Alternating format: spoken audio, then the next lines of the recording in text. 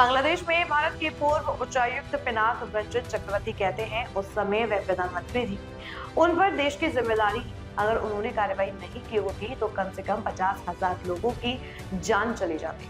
उस समय एक साजिश रची गई थी और वे पुलिसकर्मियों को मारना चाहते थे। कम से कम 3,000 पुलिसकर्मी मारे गए।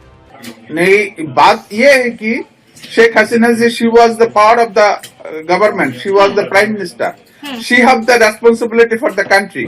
अगर पावर इन्होंने एक्शन नहीं लेते, अगर शेख हसीना ने उनका आईन श्रृंखला, उनका जो soldiers, law and order forces अगर एक्शन में नहीं होते तो कम से कम और 50,000 लोग मारा जाते।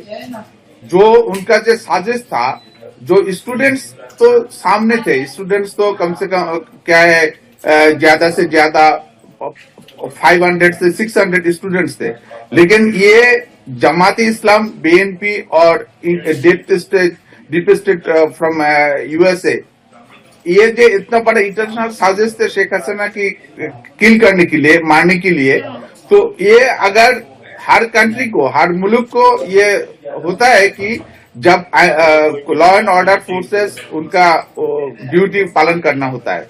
जैसे एक दिन पहले आज 17 नवंबर, मतलब 16 नवंबर में Dhaka police commissioner and Chittagong police commissioner, they have been declared, they have been ordered to law and order